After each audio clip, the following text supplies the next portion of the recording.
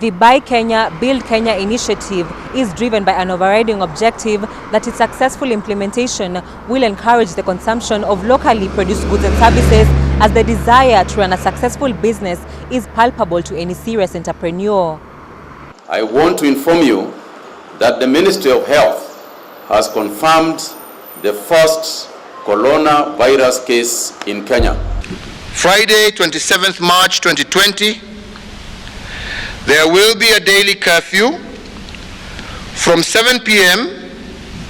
to 5 a.m. in the morning. And this shall be in effect in the territory of the Republic of Kenya. The announcement that threw the country in a spin that resulted into many people forced to stay home. I issue these enhanced measures, well aware that they will complicate and inconvenience many Kenyans. However, by not doing so, this can only lead to even greater suffering for the people of Kenya. We would like to urge, in the strongest terms possible, to urge those who live in Nairobi to stay in Nairobi, those living up country to avoid traveling to Nairobi as much as they can. Many companies were forced to scale down, meaning most businesses had no one to buy their wares. Such is Wangui Kamweru, whose leather business could not hide the frustrations that SMEs continue facing as a result of the pandemic. According to Kamweru, he never saw this coming, despite putting all his life savings in this venture, which now are likely to sink as the pandemic rages on. And given that leather is one of the most widely traded commodities in the world, with the leather industry playing a major role in the global economy with an estimated global trade value of approximately $1 billion per year, which is greater than the combined value chain of meat, sugar, coffee and tea, Kamweru says he was forced to develop new skills, interests, and looking where to diversify in order to increase their scope. Like, for example, taking advantage of the situation. What we have actually had to do is to adapt and start making masks, which has at least been able to keep us afloat. I know as time goes by, we produce, let's say, from a minimum of 50 to 300 masks a day. Now, depending with the client that who's ordering the masks themselves. But this did not stop his business from taking a hit. Definitely with the current pandemic situation, we've definitely got a huge hit on our end, especially being a luxury brand. We usually produce products for leather bags and accessories. We've definitely experienced a lot of challenges. However, the SMEs say that the COVID-19 tax relief that was introduced to help small businesses keep afloat during this critical time has been of great help to cushion SMEs who are already taking a huge hit underpinned on the coronavirus pandemic. Especially reducing the tax to 14%, I think it really helped us, even for pricing of our products, which for us was at least something that we were able to help us as we continue through the season, which we're still continuing as well. A few of the textile companies have also been commissioned to make other personal protective equipment for health workers.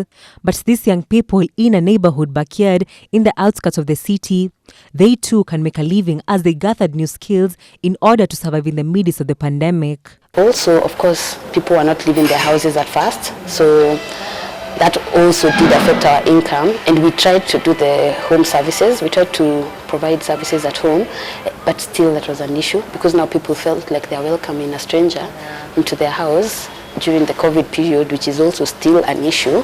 Those in the hospitality industry are also being served with low returns, as several of hotel staff continue to remain on forced unpaid leaves, as some ended up losing their jobs. What happened is we ended up having to, after Corona, we ended up having to shut down our CBD branch because it was unsustainable because of the size of it, and we anticipated with Corona there would be a market reduction of turnovers, which wouldn't sustain such a kind of an operation. One of the hotel owners in Nairobi, Mureithi Muhoro, also reported reduced sales volume owing to the fact that they are not able to accommodate as many customers as they could previously. We reduced our capacity in a lot of our branches. So we would have a table of 4 with reduce it to a table of 2. So that definitely dipped our turnovers by up to 30%. Just by reducing the seating capacity of our restaurant. However, most SMEs say that they lack credible data that banks need to assess their credit worthiness, leaving them out of the credit market, as these are some of the hurdles that Kenya has been asked to address to enable SMEs obtain credit for expansion in order to generate more jobs. Definitely, we don't feel like banks have really come through for our industry. Our industry is not really the kind of industry that is leveraged on banks, because it's not really an asset. It's not really an asset kind of a business where you can leverage anything. So we're not getting any support from banks actually, and it's very unfortunate. So we try to operate from our own pockets, and that's the hardest part.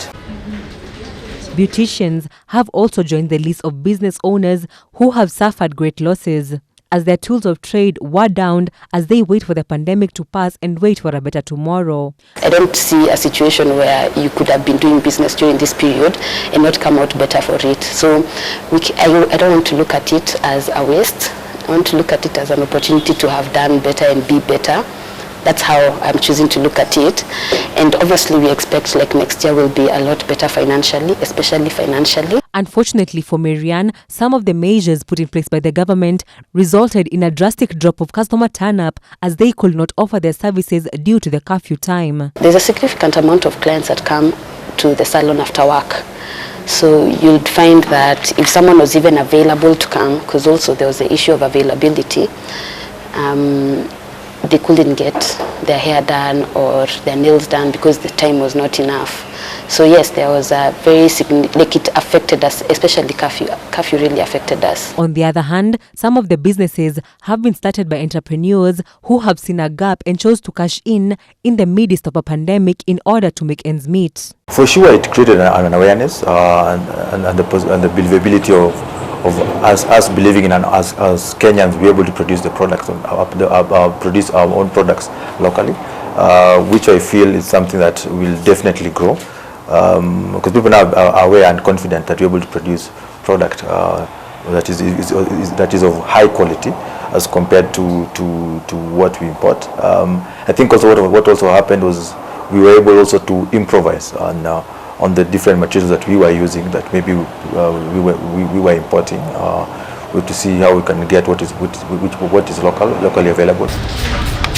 The SMEs, however, say that the supply disruption is a perfect opportune time for Kenya to learn efficient production in order to boost the Buy Kenya, Build Kenya initiative, as they too can serve as a backbone of restoring our crippled economy back on its feet. Wangui Kamweru reporting for Ibru TV, Nairobi.